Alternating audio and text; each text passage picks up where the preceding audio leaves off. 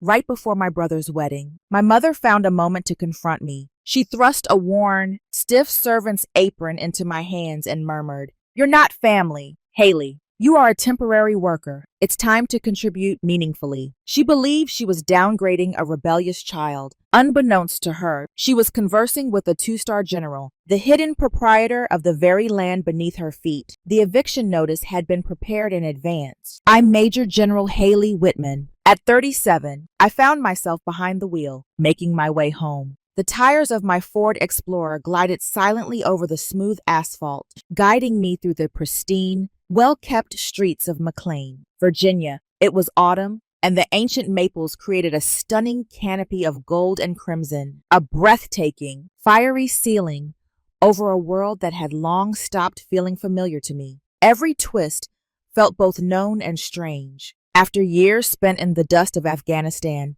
and the sterile corridors of the Pentagon, this suburban opulence seemed like an entirely different world. Then the house appeared on the horizon. It stood resolutely, just as it always had, an impressive colonial revival mansion, its white columns shining brightly in the afternoon light, its flawless lawn a lush carpet of vibrant green. The white picket fence, designed to appear inviting, often seemed more like a wall to me, a division between their life and my own. I pulled into the lot, turned off the ignition, and exhaled deeply. The quiet in the car wrapped around them like a familiar embrace. The quiet I was about to step into would serve as a powerful force. I unlocked the door with my own key and stepped inside. The atmosphere within was refreshingly cool and tranquil, carrying a subtle scent of lemon polish intertwined with the essence of wealth. Silence hung in the air, with no one offering a word of welcome. My gaze was instantly drawn to the impressive foyer wall, to the spot where a photograph of me, standing tall and radiating pride,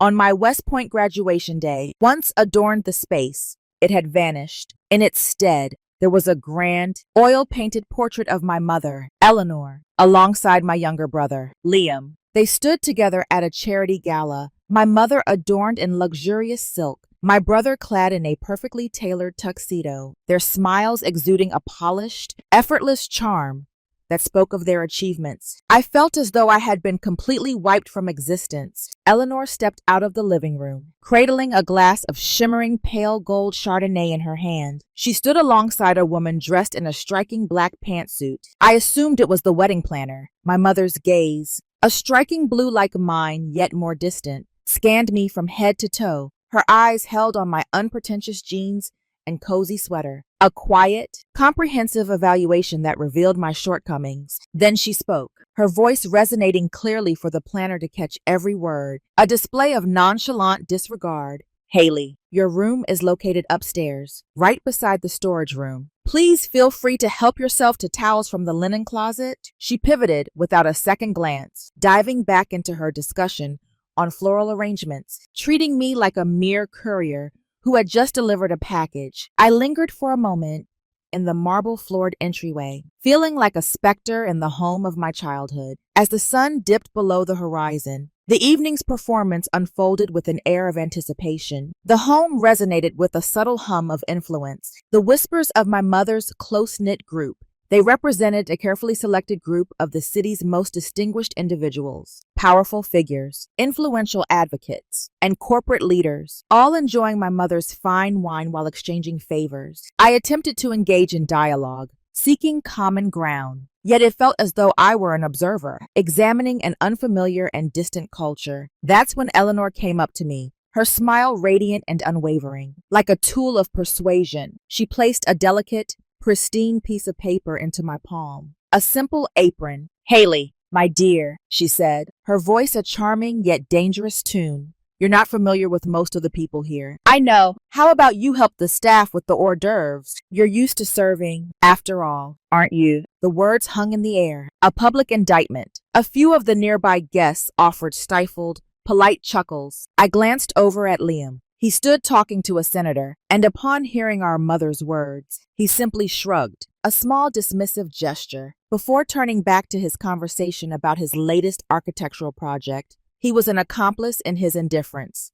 A hot flush of shame crept up my neck, burning my face. In that moment, I I wasn't a major general in the United States Army. The 2 stars on my shoulders, earned through sweat, blood, and sleepless nights, felt like they had been stripped away. I was just a helper, a prop, an inconvenience in a pristine white apron. The final cut came a few minutes later. A woman with a kind face, one of Eleanor's friends from a charity board, asked me what I did for a living. Before I could form a reply, Eleanor swooped in, placing a proprietary hand on my arm. "Oh, she has some sort of administrative job for the government," my mother announced brightly, as if discussing a mildly interesting hobby. "Very stable, but a bit dry. Administrative." The word was a calculated insult, designed to sandpaper my career down to something small, boring, and unimpressive. The feeling of being erased was now complete. My throat tightened, the air suddenly thick and hard to breathe. I was invisible, a servant whose only purpose was to not get in the way of the real family. I didn't say a word. I simply nodded to the kind woman, extricated myself from my mother's grasp, and walked away from the glittering party. My steps were steady as I moved through the house and into the quiet sanctuary of the kitchen. The sounds of laughter and clinking glasses faded behind me. Under the harsh fluorescent light, I untied the apron strings. I held the starchy white fabric in my hand for a second, then let it drop into the stainless steel trash can, right on top of a pile of discarded lemon peels. It wasn't an act of anger. It was a silent declaration of war. Sleep did not come easily that night. In the sterile silence of the guest room, the room next to the storage room, the image of the white apron falling into the trash replayed in my mind. It was a clean, sharp memory, but it was muddled by a single, echoing question that had haunted me for 2 decades. "Why, Mom? Why do you hate what I am so much?" There was only one place I could go to, even begin to find an answer. Before dawn, I was back in my Ford Explorer, driving through the sleeping suburbs towards Arlington National Cemetery. A thin, ethereal mist clung to the ground, softening the edges of the world. The air was crisp and carried the scent of damp earth and fallen leaves. Here, the silence was different. It wasn't the weaponized silence of my mother's house. It was a blanket of reverence, a profound quiet that held the weight of countless stories of service and sacrifice. I walked through the sea of white marble headstones, each one a testament to a life lived for something greater than oneself. I found his marker easily. The grass around it was perfectly trimmed. Marcus Whitman, Colonel, United States Army. I stood before the cold, white stone, my breath pluming in the chilly air. This was the only person who had ever truly seen me, not the difficult daughter, not the oddity, but me, closing my eyes. I could almost feel the cool Virginia night air from years ago. I was a girl again, sitting on the back porch with my father, our heads tilted up towards the vast, inky canvas of the sky. He wasn't just showing me the constellations. He was teaching me to navigate. His finger, strong and steady, would trace the patterns in the sky. "Eleanor only sees the brightest stars. Haley," he'd said, his voice a low, gentle rumble. "She likes things that glitter, things that announce themselves. But a true soldier, a true navigator, knows it's the dimmer stars, the ones you have to search for, that guide you when you're lost in the dark. Be a dim star. Honey, be quiet. Be constant and never lose your heading." His words were a ghost, a comforting presence in the morning mist. He understood her, and by extension, he understood my place in her universe. I was not a bright star. I was not meant for her sky. A flood of memories, sharp and painful, broke through the calm. The day my acceptance letter from West Point arrived, it was a thick, important-looking envelope. I had held it in my hands, my heart hammering with a joy, so pure it felt like it could lift me off the ground. I showed it to Eleanor. She took it, her perfectly manicured fingers barely touching the paper, and tossed it onto the mahogany dining table as if it were junk mail. "You're ruining your life, Haley," she had declared, her voice devoid of warmth. "You'll become hard and coarse. No decent man from McLean will want to marry a soldier." There was no pride, no congratulations, just a verdict, a life sentence. That same week, my brother, Liam, won a regional school art competition, a simple ribbon and a certificate. For that, Eleanor threw a lavish party in the backyard. She invited over 100 guests. There were caterers, a string quartet, and champagne, all for a child's drawing. The injustice of it burned in my memory. But my father, my quiet, constant star, had found a way. He'd snuck me out of the house that evening, away from the tinkling laughter and forced smiles. He drove us into Deep Sea to Ben's Chili Bowl, a loud, wonderfully chaotic place that was a universe away from my mother's curated world. We sat at the counter, and he ordered us his favorite thing on the menu, 2 chili half-smokes, sizzling hot and smothered in their famous chili. The greasy, delicious, unpretentious meal was the most meaningful celebration of my life. As I ate, he'd looked at me, his eyes full of the pride my mother had denied me. "Don't you ever let anyone tell you your dreams aren't worth celebrating," he'd said, his voice firm over the diner's happy clamor. Not ever. Now, standing at his grave, the memory was so vivid, I could almost taste the chili. The contrast between my father's quiet validation and my mother's loud disapproval was the blueprint of my childhood. I reached into my pocket and pulled out a challenge coin from my old unit. It was heavy and cool in my palm. It was a soldier's tradition, a small token of respect and remembrance left for a fallen comrade. I leaned down and placed it carefully on top of the smooth, cold marble of his headstone. The metal made a soft, definitive click against the stone. I whispered into the quiet air my words meant for him alone. "Dad, I'm not lost. I'm just in the dark right now. But I remember your lesson. I remember the stars." I took a deep, steadying breath. It's time I learned to be my own guide star, even if no one else can see the light. A new resolve settled in my heart. It wasn't the hot fire of revenge. It was something colder, stronger. It was a determination to honor his legacy, to reclaim the definition of service and honor that my mother had tried so hard to tarnish. I stood up, squared my shoulders, and turned away from the grave. The morning mist was beginning to burn off, and the first rays of sunlight were piercing through the trees, glinting off the endless rows of white.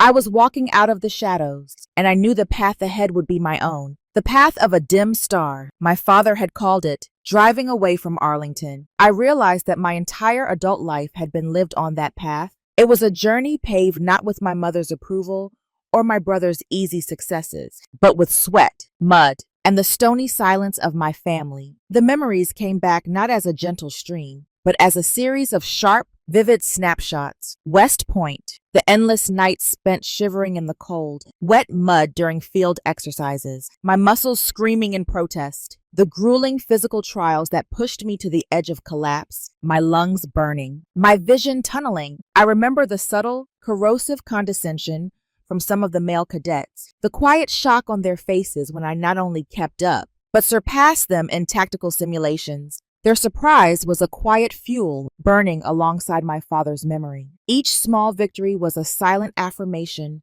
that I was on the right path, even if it was a lonely one. Then Afghanistan. The memories shifted from the green hills of New York to the beige, dusty landscapes of Helmand Province. I was a young first lieutenant then, leading a patrol through a remote village. The air was a constant companion, thick with dust, tension, and the ever-present threat of danger. My world was the weight of my gear, the feel of my rifle in my hands, and the faces of the soldiers who trusted me with their lives. I learned a new language there, a language unspoken. I learned to read a person's intent, not in their words, but in the flicker of their eyes, in the posture of their shoulders, in the charged silence between 2 distant gunshots. These were lessons in human nature, in survival, that no Ivy League university could ever teach my brother, Liam. He learned about aesthetics and structure. I learned about life and death. One memory from that time remains a permanent, unhealed scar on my soul. It was Christmas time. I was in Kandahar,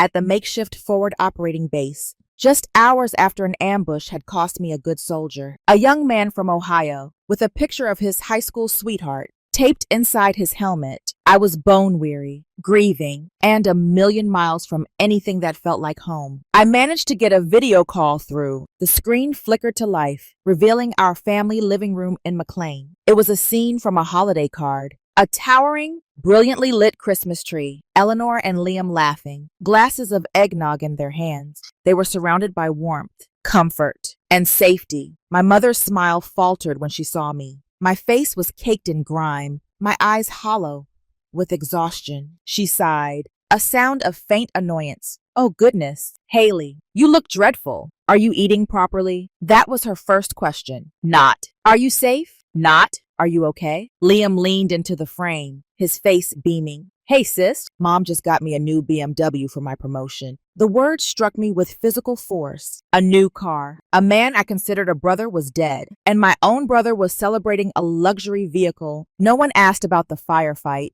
No one asked about my men. Suddenly, a siren blared on my end, the unmistakable sound of an incoming rocket attack. I had to go. The last thing I heard before I cut the connection was my mother's voice, turning to Liam, completely unfazed. Come on, let's go pick out your outfit for the golf club party. The screen went black, leaving me in the deafening roar of the siren and an even more deafening silence in my heart. Now, years later, I sat in the anonymous comfort of a Starbucks, not far from that very house. The smell of roasted coffee beans and pastries was a world away from the tear dust of Kandahar. I had my encrypted government laptop open, the quiet hum of its fan a familiar sound. I scrolled through my inbox, a digital testament to the life my family refused to see. There was an email with an official invitation to be a keynote speaker at an international security conference in London. Another was a commendation from the Pentagon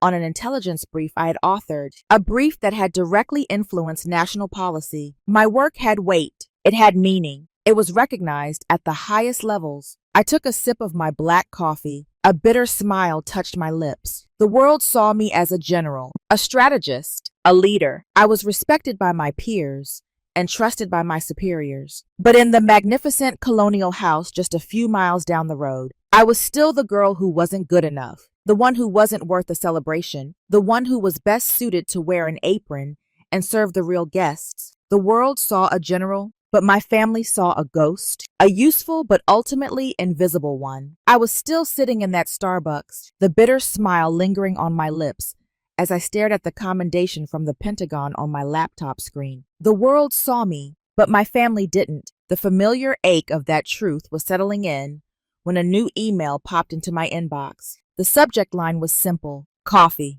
but it was the sender's name that made my heart skip a beat. Ava Russo. I knew that name. Captain Ava Russo, my brother, Liam's fiancée. I read the email. It was short and to the point, suggesting a meeting at a coffee shop in DuPont Circle. No explanation, just a time and a place. My instincts, honed by years of assessing threats, told me this was not a social call. This was reconnaissance. The next day, I found the small, independent coffee shop tucked away on a quiet side street. It was the kind of place with mismatched furniture and local art on the walls, a world away from the sterile perfection of my mother's home. Ava was already there, sitting at a small table in the corner, in civilian clothes, a simple sweater and jeans. She looked different, but she still carried herself with the unmistakable posture of a soldier. She stood up as I approached. "General," she said, her voice quiet but firm. "Captain," I replied, taking the seat opposite her. "Thank you for meeting me." She didn't waste time on small talk. Her gaze was direct, unwavering. "Ma'am, I know what's happening with your mother, with Eleanor." She said my mother's name with a clinical distance. "She's always been like this. I need you to know that I'm not part of it." I just listened, my expression neutral. She continued, leaning forward slightly. "A year ago, after Liam started boasting about his family's success, I ran a background check on you, a professional verification. I know who you are. General, I served under your command in Kandahar. You pulled my unit out of an ambush in the Arghandab Valley. You saved my life." A jolt went through me. I remembered the firefight, but in the chaos of command, individual faces often blurred. To her, it was the day she lived. To me, it was a Tuesday. For the first time, I saw not my brother's fiancé, but a fellow soldier. A deep, unexpected warmth spread through my chest, a feeling I hadn't realized I'd been starving for. "I owe you everything," she said, her voice thick with the conviction. "So whatever you need, whenever you need it, I'm your soldier on any battlefield, and that includes this one." The sincerity in her eyes was a balm on a wound I didn't even know was still open. For the first time in a long time, I wasn't alone in the foxhole. Ava had one more piece of intelligence. There's someone you need to see, she said, sliding a piece of paper across the table. It had a name and an address in Alexandria. Dr. Maya Singh. She's retired now, but she knows your mother, and she's a friend. The next day, I drove to the address. It was a discreet brownstone office. The plaque on the door simply said, Singh, consultant. Inside, it was nothing like a therapist's office. There were no soft couches or inspirational posters. It was a war room. Maps of various global hotspots were pinned to one wall. A large whiteboard, covered in complex diagrams and notes, dominated another. A powerful-looking woman with sharp, intelligent eyes and silver-streaked black hair rose from behind a large desk. This was Dr. Maya Singh. She was an American woman of Indian descent, but she moved with the calm authority of someone who had spent a lifetime navigating the corridors of power in D.C. She had been a top strategist for the Defense Intelligence Agency. General Whitman, she said, her voice warm but businesslike. Ava called ahead. Please, sit. Tea. As she poured 2 cups of Earl Grey, she got straight to the point. I've known Eleanor Whitman for 30 years, from various boards and committees. I've watched her operate. Maya looked me directly in the eye. This isn't just a family squabble.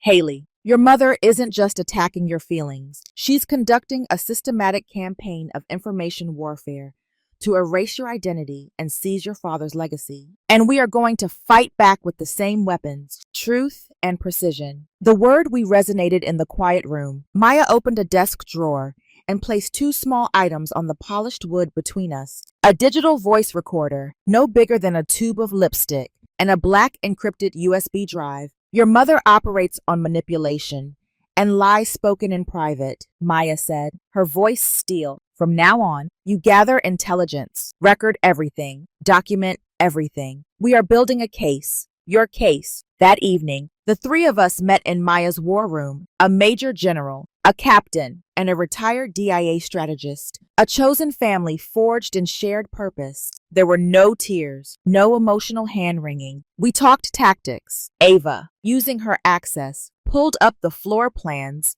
and security system schematics for the wedding venue. Maya started outlining a timeline, identifying key players on the guest list, journalists, politicians, influential figures who could turn the tide. I provided the ground truth, the history of my mother's actions, the psychological profile of my opponent. For the first time, I felt the tide beginning to turn. The lonely path of the dim star was no longer a solo mission. A new constellation was forming. We were drawing up a battle plan to dismantle Eleanor Whitman's empire, not with anger, but with cold, hard facts. It was a campaign fueled by military precision, intelligence, expertise, and the unshakable loyalty of soldiers. The fight for my father's legacy, and my own, had begun. 2 days after our strategy session in Maya's war room, my mother called. Her voice over the phone was unnaturally warm, a tone I hadn't heard directed at me since I was a child. She wanted to have dinner, just the 2 of us. A chance to reconnect before the wedding madness. My internal alarms blared. This was a tactical move,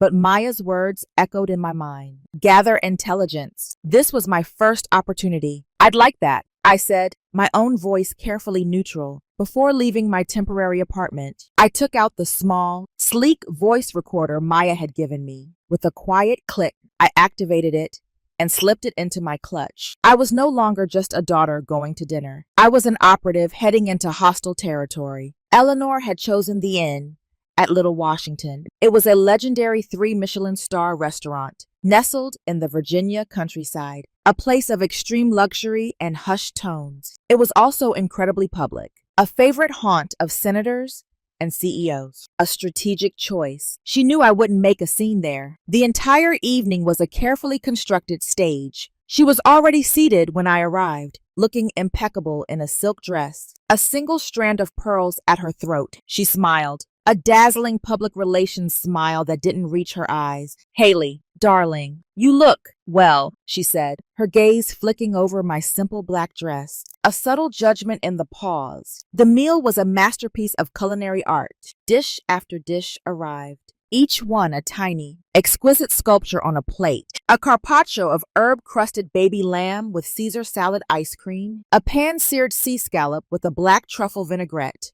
Between bites of food that tasted of nothing, Eleanor performed. She spoke of the importance of family, of how we needed to stand united. She reminisced about my childhood, cherry-picking vague happy moments that felt like they belonged to someone else's life. She told me she had always been proud of my career, even if she didn't always know how to show it. It was a brilliant performance, a monologue of manufactured warmth and counterfeit sentiment. Every word was a lie, a carefully polished stone laid on a path leading somewhere I knew I didn't want to go. The air grew thick with her insincerity. I felt a cold knot tightening in my stomach. I wasn't having dinner with my mother. I was being interrogated by a master manipulator. Then, with the arrival of the dessert course, a stunning 7-layer coconut cake, came the main event. Eleanor reached into her designer handbag and pulled out a neatly clipped folder of documents. She slid it across the white tablecloth, placing it right next to my plate. The casualness of the gesture was chilling. Just a small matter of paperwork.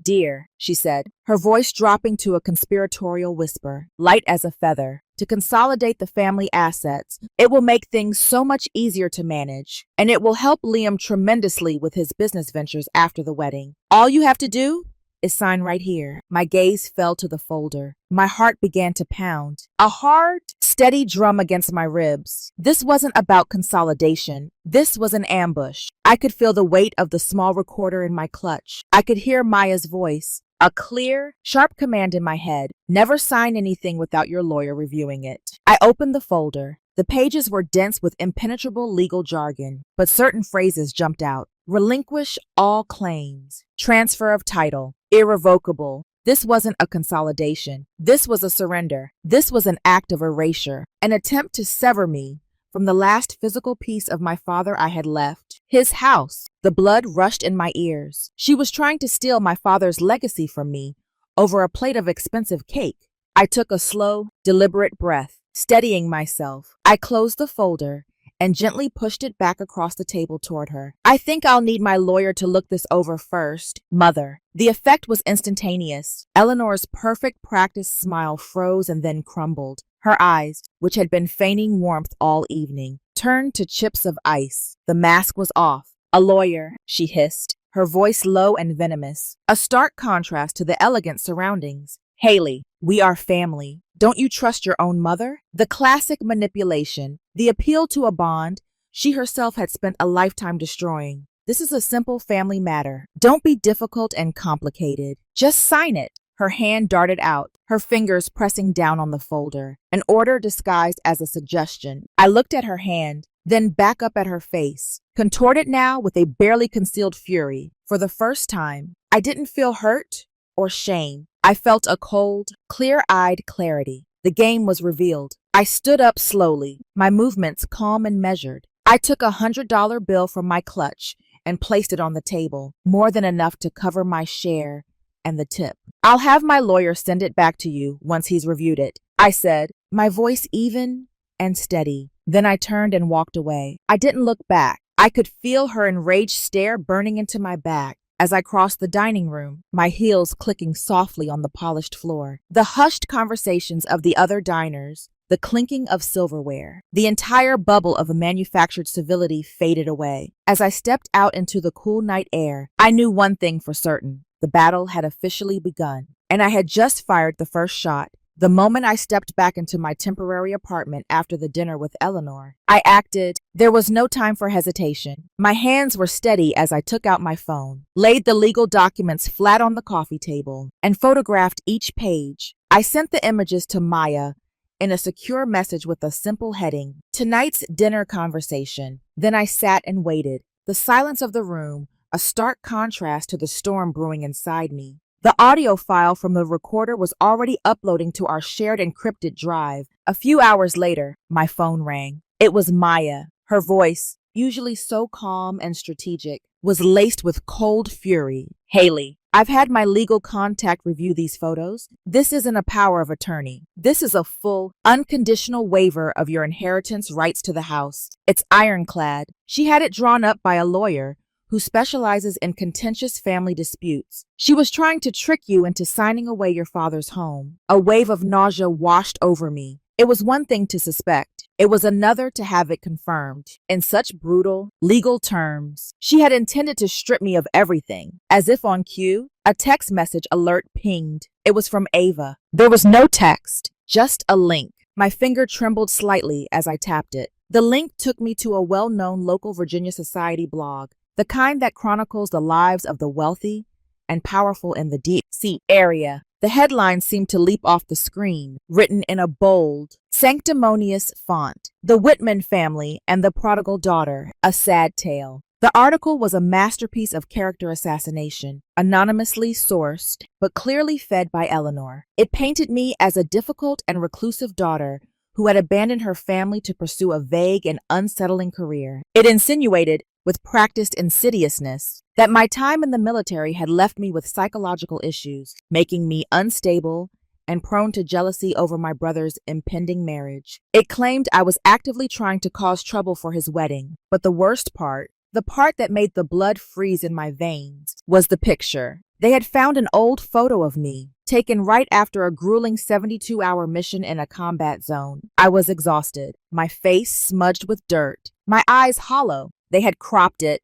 enlarged it, and used it to illustrate their narrative of the unhinged veteran. It was a violation so profound, so personal, it stole the air from my lungs. They didn't just want to disinherit me. They wanted to utterly destroy me, to discredit me so completely that no one would ever listen to a word I said. My service, my sacrifices, the very things that had defined my life, they were twisting them into weapons to be used against me. I dropped the phone on the couch as if it were on fire. I sank into the darkness of the unlit living room, the city lights twinkling mockingly outside my window. For a moment, I felt the crushing weight of it all. The lies, the betrayal, the sheer calculated cruelty. I felt the floor give way beneath me. And then I remembered my father's voice, talking about the dim stars, Maya's voice, telling me to fight back with truth, Ava's voice, pledging her loyalty. I was not alone in the dark. I reached for my laptop, my movements stiff at first, then more certain. I opened the web browser and typed Brené Brown, the man in the arena, into the search bar. I clicked on the video of her Netflix special, The Call to Courage, and fast-forwarded to the part I needed to hear. Her voice filled the silent room, strong and clear, quoting Theodore Roosevelt's timeless words. It is not the critic who counts, not the man who points out how the strong man stumbles. The credit belongs to the man who is actually in the arena, whose face is marred by dust and sweat and blood, who at the best knows in the end the triumph of high achievement, and who at the worst, if he fails, at least fails while daring greatly. I closed my eyes, letting the words wash over me. The critics, Eleanor, Liam, their soulless friends, the faceless blogger, they were all just critics. They were spectators sitting in the cheap seats of the arena, comfortable and safe, casting judgment on a game they were too cowardly to play. But me, I had always been in the arena. My face had been marred by the dust of Afghanistan. My hands knew the grit and the grime of the fight. I had stumbled, I had bled, and I had dared greatly. I opened my eyes. The fear was gone. The hurt was gone. All that remained was a cold, hard, crystalline clarity. The path forward was illuminated. They had pushed me out of the family, and in doing so, they had pushed me right back into the one place I truly belonged, the battlefield. And I'm sure some of you listening know exactly what that moment feels like. The moment the pain stops and the purpose begins. I picked up my phone. My hand was rock steady now. I dialed Maya's number. She answered on the first ring. Activate everything, I said, my voice low and devoid of any emotion except for pure, unadulterated resolve. It's time to enter my arena. My final words to Maya on the phone. It's time to enter my arena were not a plea. They were an executive order. The response was immediate. The next 48 hours were a blur of focused, relentless preparation. Maya's quiet office in Alexandria transformed into a full-fledged command center. The whiteboard, once covered in abstract diagrams, was now a meticulously detailed battle plan. A floor plan of the hotel ballroom was pinned in the center, marked with ingress and egress routes, camera blind spots, and optimal lines of sight. Ava, leveraging her technical skills, had procured schematics of the venue's AV system, giving us control over every microphone and projector screen in the room. We operated with the quiet efficiency of a seasoned military unit. Maya, The strategist worked her contacts. She compiled a list of key guests, not just the powerful, but the influential. She identified 3 prominent journalists and a handful of social media influencers known for breaking stories. A digital dossier containing every piece of evidence we had was prepared and encrypted, ready to be deployed at the precise moment. Maya had already briefed a trusted investigative reporter from a major national newspaper, priming him to expect a package at H hour. Ava was my intelligence officer. She monitored online chatter, tracking the spread of the hit piece Eleanor had planted. She created a detailed timeline of events for the wedding ceremony, predicting choke points and moments of opportunity. There was no emotion, only data. Who would speak and when, where Eleanor would be seated, the exact moment the ceremony would transition to the reception. Every detail was a potential advantage. My role was command. I made the call that would secure our most critical asset, using a secure line. I contacted General Alistair Vance, my former commanding officer and mentor, now a 4-star general at the Pentagon. I didn't complain or offer emotional backstory. I presented the situation like a field report, a concise, factual briefing on a campaign of misinformation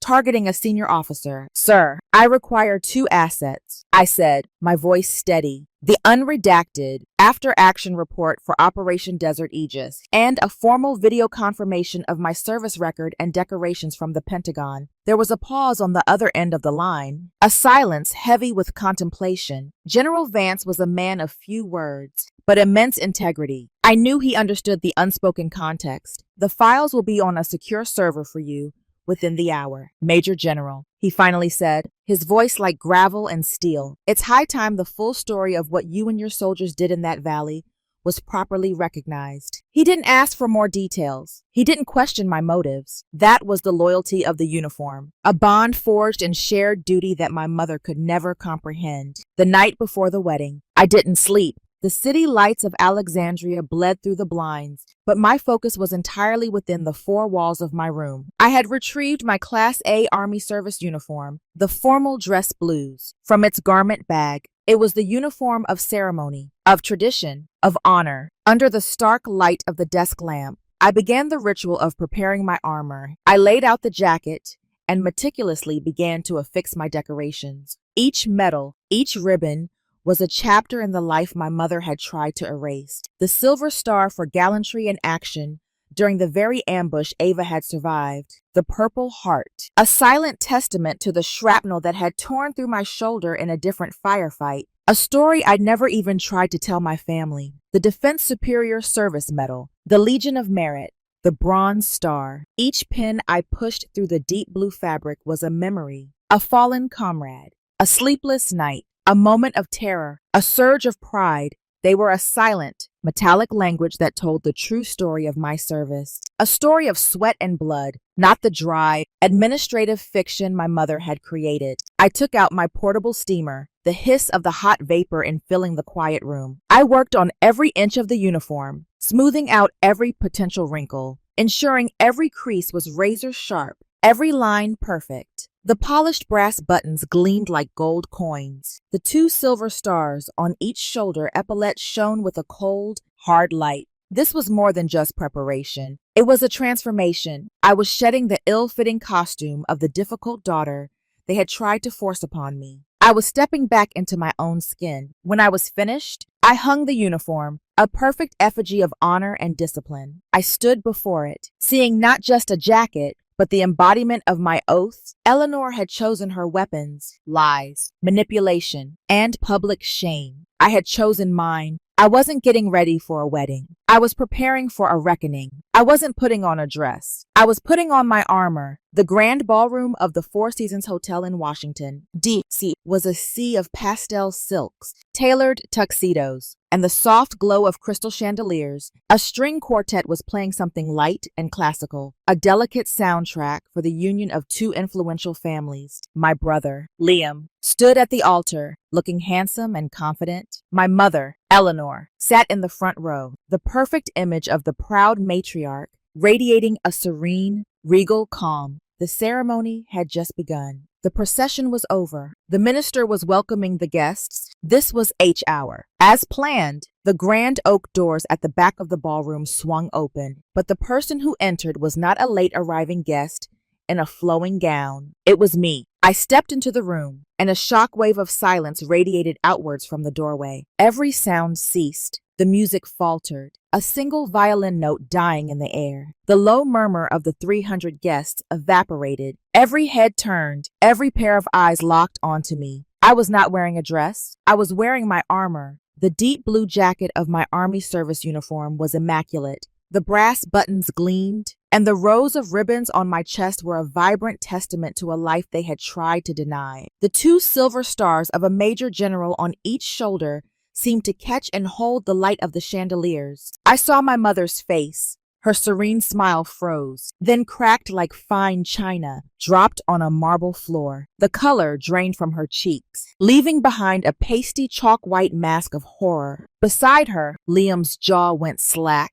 His confident posture crumbled, and he stared at me, his eyes wide with disbelief and dawning panic. I ignored them all, with my back straight and my gaze fixed forward. I walked with a calm, measured pace down the long aisle. I didn't stop at the front. I found an empty chair in the last row, sat down, and folded my hands in my lap, becoming a quiet, formidable presence at the back of their perfect party. The ceremony sputtered back to life, but the atmosphere had irrevocably changed. The air was thick with tension and whispered questions. The minister, flustered, rushed through the vows. When he reached the classic line, "If anyone has any objection to this union, speak now or forever. Hold your peace." An electric silence filled the room. No one spoke. The real objection was not to the marriage, but to the lies it was built upon. Finally, it was time for the family remarks. Eleanor, looking shaken, began to rise from her seat to deliver what I was sure would be a polished, pre-written speech, but she was too late. Someone else was already moving toward the microphone. It was the bride, Captain Ava Russo, a vision in an elegant white gown, stepped to the lectern. She looked breathtaking, but her expression was one of solemn purpose. She did not look at her groom. She did not look at the audience. She turned her body slightly, directing her attention to the last row. To me, the room held its breath. "Before I begin my new life," Ava said, her voice clear and strong, amplified by the microphone, "I must first honor the person who gave me the chance to have this life at all." She straightened her shoulders. In her beautiful wedding dress, she drew herself up to a position of attention, and then, in a gesture of profound respect and loyalty, she raised her hand to her brow in a sharp, perfect military salute. "To Major General Haley Whitman," she declared. A collective gasp swept through the ballroom. The title, spoken with such reverence, hung in the air like a detonation. Major General. My mother's face contorted in a silent scream. Ava was not finished. She lowered her hand and continued, her voice ringing with indisputable truth. "The general sitting in the back row is the woman who saved my life and the lives of 5 other soldiers during Operation Desert Aegis in Kandahar." That was the cue. At that exact moment, the massive projector screen behind the altar, which had been displaying a tasteful monogram of the bride and groom's initials, flickered to life. The monogram was replaced by the unredacted after-action report of the mission, my name and rank clearly visible. Then a montage of photos, me in the field, me with my unit, me receiving the Silver Star. The screen displayed a high-resolution image of my decorations, each one named and explained. And then the final asset, the video from General Alistair Vance. His stern, authoritative face filled the screen in his full Class A uniform. He looked directly into the camera and confirmed my rank, my service record, and the circumstances of my commendations, his voice leaving no room for doubt. Simultaneously, as Maya hit send from her command center, the phones of every journalist in the room began to buzz and chime, a chorus of incoming alerts. The dossier was delivered. It was too much for Eleanor. Her carefully constructed world was shattering in real time before her horrified eyes. She leapt from her seat, her composure completely gone. "Stop this," she shrieked, her voice raw and ugly. "This is a lie. All of it is a lie." She lunged toward the stage, a desperate attempt to stop the unstoppable, but it was far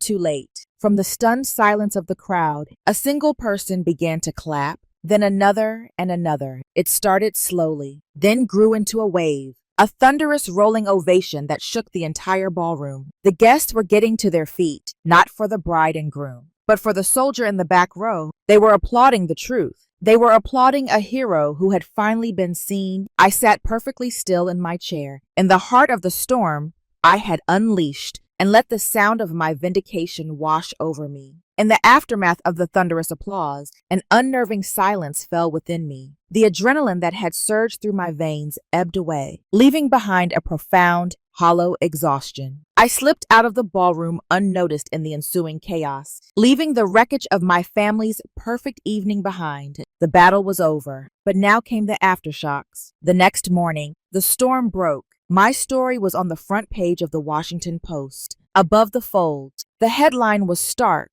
The Invisible General, Pentagon, confirms heroism of officer hidden by own family. The name stuck. I had become a phenomenon. Every major news network picked up the story. The digital dossier Maya had released went viral, and the blog post that had tried to assassinate my character was now held up as an example of malicious deceit. Eleanor's social empire did not just crack, it disintegrated overnight. The boards of the prestigious charities she chaired quietly requested her resignation. The invitations to the exclusive D.C. galas and fundraisers stopped coming. The powerful friends who had once flocked to her parties now avoided her calls, their loyalty as shallow as her own values. Her currency, her reputation, had been rendered worthless. The wedding, of course, was officially canceled. Ava told me she had returned the ridiculously large engagement ring to Liam that very night, leaving it on the table of the hotel suite he had booked for their wedding night. She was free. 2 days later, my brother showed up at my apartment.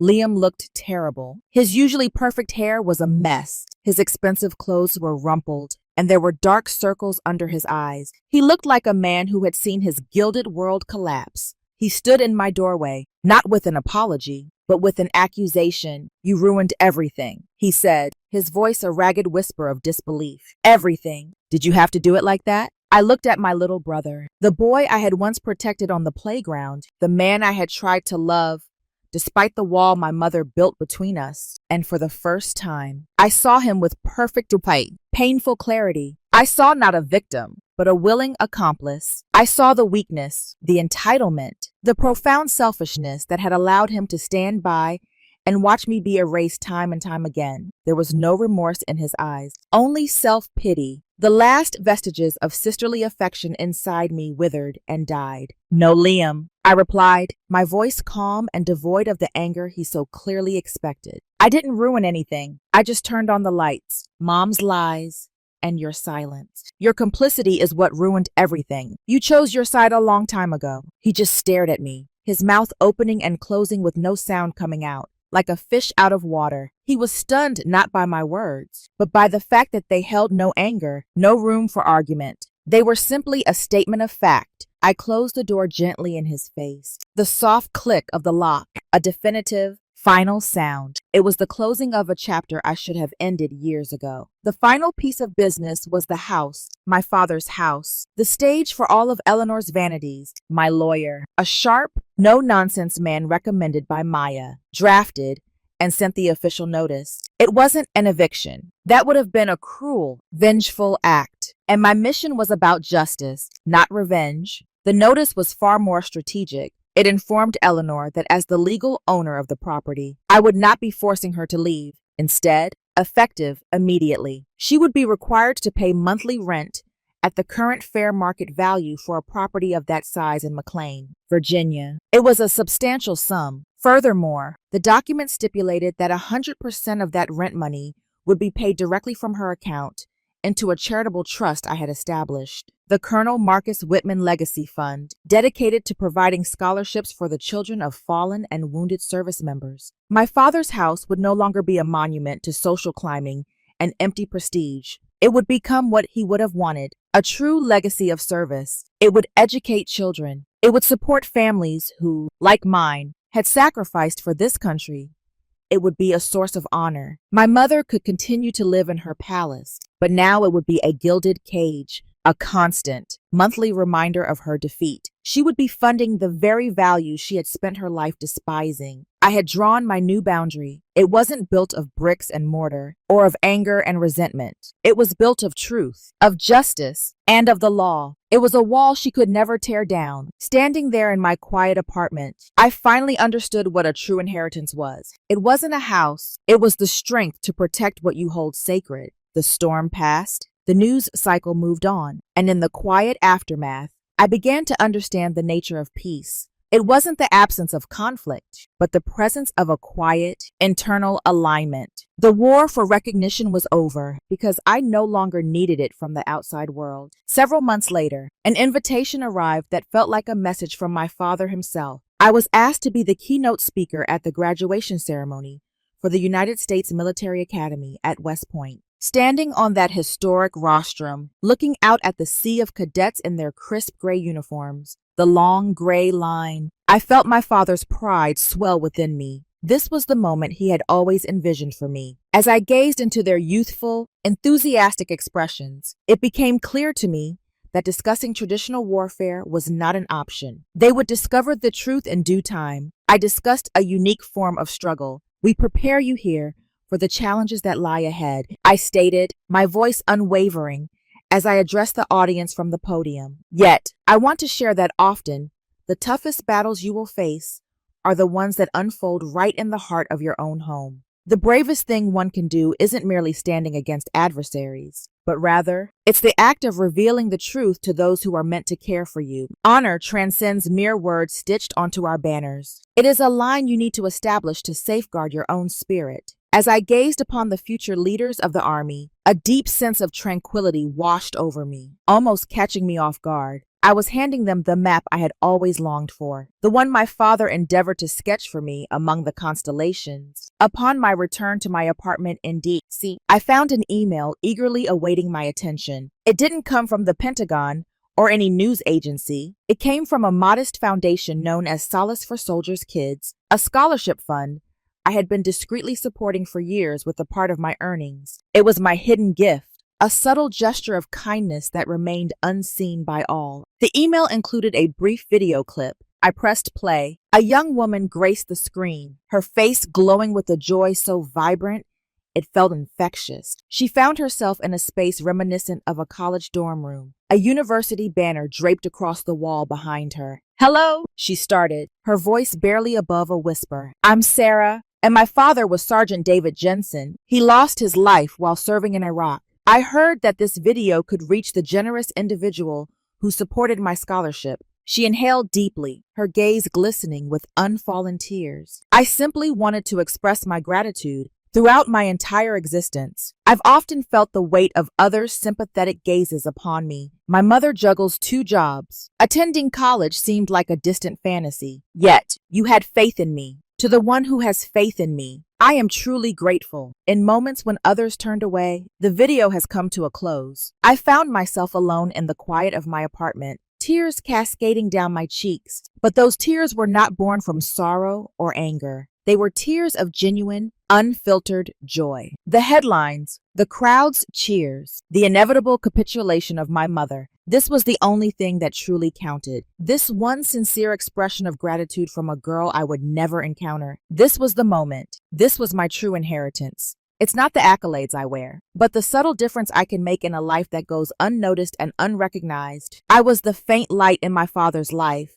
and at last, I was leading someone back to safety. I glanced at my laptop, the Potomac River stretching out before me, a serene and unwavering sight just beyond my window. I began with a fresh, empty page before me. I had reached a point where validation from others was no longer necessary. My struggle had come to an end. Yet, I came to understand that there was one final task awaiting me. This story had to be shared, not for recognition, not for retribution, but for the fellow warriors out there, for those who have been overlooked and left behind, for those who find themselves in solitude, navigating their own battles, often feeling unseen. My fingers danced across the keyboard. I penned the initial words. It is often said that home resides in the depths of one's heart, yet there are moments when departing from home is essential to rediscover your true self. That's my tale. I decided to share my story because I understand that I am not alone in facing struggles quietly. Perhaps your stage wasn't a grand ballroom, and perhaps the ones who doubted you weren't your loved ones. Yet, each of us faces our own battles for acknowledgement. Your narrative holds significance as well. If my story has touched your heart,